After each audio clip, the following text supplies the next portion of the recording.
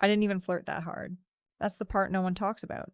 I didn't touch him. I didn't cross any lines. I made a joke, one joke, and now suddenly I'm some manipulative homewrecker who can't keep her mouth shut. But of course they'd see it that way. That's how it always is with me. My name's Marcy. I'm 32.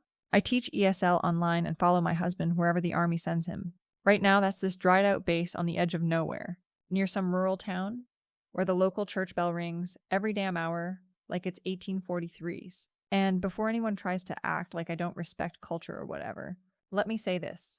I've lived in more countries than half of these finger-pointing wives. I speak 2.5 languages. I keep a low profile. And I smile when I don't want to, but I'm not going to pretend someone isn't attractive just because it makes other people uncomfortable. That's not feminism. It's insecurity. My husband, David, is quiet. Always has been. Solid man. Does his job.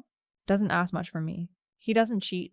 He doesn't drink. But he doesn't look at me much either. Not really. I try. I wear makeup when we go out. I ask him questions about his day. I even signed up for a hiking group out here, just so I wouldn't be the sad base wife stuck inside all day. But you try sitting across from someone for 6 years who nods more than he talks and see if your eyes don't start wandering. So, yeah, when the interpreter showed up at the community dinner, I noticed him. I'm not blind. His name was Malik. Early 30s, maybe? Former military turned contractor. And he had that easy charm that most men lose when they get married. He knew how to talk to people. He made jokes. He remembered names. And when he looked at me, it was like he actually saw me, not just the woman holding someone's jacket.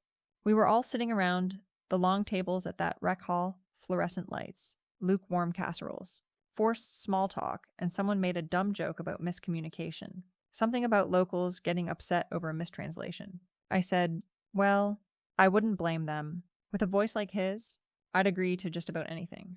People laughed. It was harmless. Even Malik laughed. But apparently, word spreads fast when you're a military spouse. By the time we got home, David was stiff. He didn't say anything, but I could feel it. The way he set his keys down. The way he brushed past me in the hallway. I asked him what his problem was, and he just said, you know what? Which is rich, considering he hasn't flirted with me in months. The next morning, I was iced out. Not just by him, by the other wives, too. I texted Carrie, who I used to walk with, and she left me on red. Sarah unfollowed me on Instagram. It was like high school, all over again. Except now I'm too old and too tired to grovel. And still, I tried to fix it. I told David it was a joke. I told him I was being lighthearted. I even said I'd avoid Malik if that's what he wanted. And you know what he said? He said, it's not just about what you said, it's about why you said it. Like he's some therapist now. Like I'm supposed to dig through my own psyche to figure out how to make him feel secure. Meanwhile, I'm the one who's alone. I'm the one who doesn't get invited to brunch anymore. I'm the one who walks past Whispers and stares at the PX. But sure, let's worry about David's feelings. Malik didn't even do anything. After that night, he kept it professional. Didn't avoid me. But didn't seek me out either. Which, I'll admit, stung a little. I thought maybe he'd say something, just a word, to make it feel less like I'd hallucinated the whole connection. But whatever. Men are cowards. Weeks passed. The gossip simmered but didn't die.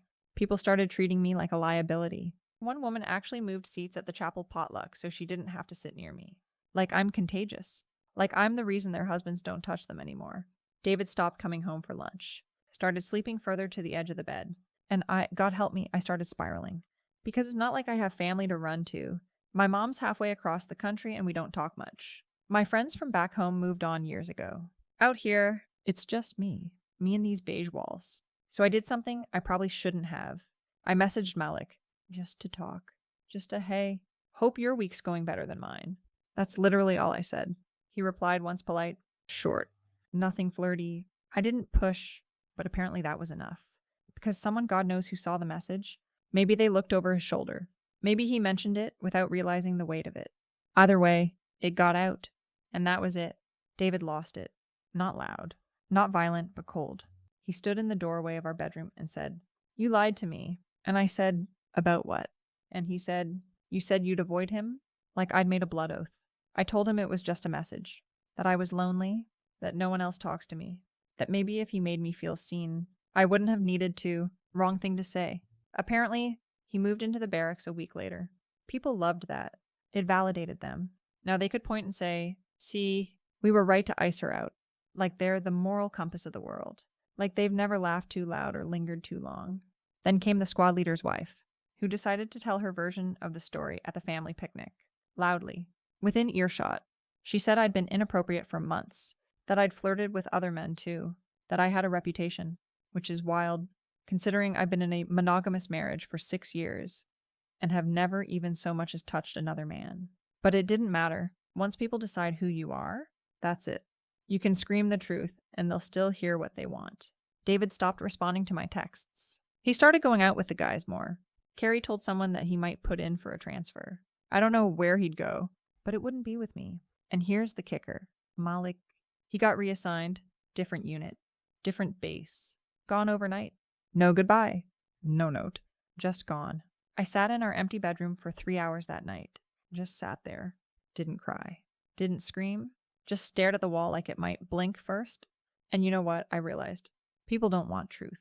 They want villains. They want someone to hate so they don't have to look at their own mess. And I was easy. I'm blunt. I don't play the humble base wife game. So they chose me. I could have kept my mouth shut. I know that, but that's not the point. The point is, a single joke shouldn't cost you your marriage. A single message shouldn't make you a pariah, unless people were already looking for a reason. David filed for separation last month. I only found out because the packet came in the mail. No note, no warning. Just his name on a dotted line. And I'm supposed to sign too, like I agree with any of this. But I won't, not yet. Let him wait. Let them all wait. Because I've been the villain long enough. Maybe it's time they start wondering what I'll do next. It's weird how quickly people forget who you used to be. Or maybe they never really saw you in the first place. Just their idea of you. The version that makes their own reflection look better. I've been out of that base for 3 months now. Moved into this town that smells like wet paper and gasoline. Everything's gray. Even the sky. My studio is above a laundromat where the machines never stop and the floor always vibrates like there's something alive underneath it. But at least no one here knows what I did. Or what they think I did. The funny part is, I still don't know what people expected from me. What was I supposed to do? Turn into one of those wives who posts about crock-pot meals and hand-lettered devotionals? I never fit in. But it's not like I didn't try. I wore the dumb sundresses. I played the support role. I clapped at the right moments. But all it took was one man laughing at something I said for the whole house of cards to come crashing down. I still haven't signed the separation papers. They're on my counter, under an old takeout menu and a grocery flyer I keep pretending I'll use. David hasn't asked again. He probably thinks silence is some kind of mercy. It's not. It's just cowardice with good lighting. He posted a photo last week, him and some girl standing in front of a food truck, holding tacos and smiling like they invented joy. She has the look, you know the one, bright teeth, tan arms, like she runs 5 miles every morning and logs her gratitude before breakfast. Good for her. Really? Let her try keeping his attention through 4 deployments and a marriage where every conversation feels like a memo. I should let it go. I know that. Everyone keeps saying I need to move on. They don't say it to me, but I can hear it in the way people talk around me. My new coworkers ask about my weekends with that careful tone. Like I might dissolve if they touch the wrong word. I keep saying I'm fine. Like that counts for anything. I thought about messaging Malik again. Just once. Just to say hi. Just to ask if he ever regretted not standing up for me. But I stopped myself. Not because it's wrong, because I know how that would get interpreted. Because no one sees the full story. They just see the outline and color it in with whatever makes them feel better. Sometimes I still rehearse what I'd say if I ran into him. Something breezy. Something that says, I'm okay. See, I didn't fall apart. Maybe I'd act surprised to see him. Maybe I'd say nothing at all. Just look at him like he's part of a dream I don't have time to finish anymore. Last night, I saw someone who looked like Carrie at the grocery store. I ducked behind a display of discount cereal like a criminal. Can you believe that? I'm hiding from a woman who used to send me cupcake recipes and tag me in group photos. The worst part is, I bet she tells herself she misses me, that she tried, that she had to protect her peace or whatever phrase makes abandonment feel holy. I wonder if David tells himself that, too. He called once. Just once. A month ago, I didn't pick up. I watched the screen light up and thought, this is it. This is the apology. But he never left a voicemail. Never texted after. Like the call itself cleared his conscience. And maybe it did. Men always get to feel noble for doing the bare minimum. I've started smoking again. Not a lot. Just at night. By the window. There's something comforting about the ritual. The light, the inhale, the tiny rebellion. I told myself I'd quit after the move. But what's one more lie on the pile? The school year starts soon. I'm supposed to go in for orientation next week, meet the other staff, set up my classroom. I should be excited. I should be grateful. Instead, I keep imagining what it'll be like when someone asks, "So, are you married?" And I have to smile like that's not the question that's been bleeding under my ribs for months. I told one woman at the coffee shop that my husband was stationed overseas. Technically not a lie. Emotionally, whatever. I tried therapy once. The woman had a soft voice and too many indoor plants. She asked about my childhood. I told her I wasn't there to blame my parents. She smiled like she knew better. I never went back. I'm not broken. That's the thing. I know people want me to be. They want to see the collapse, the breakdown, the sob story. They want me to fall apart so they can feel superior for keeping it together.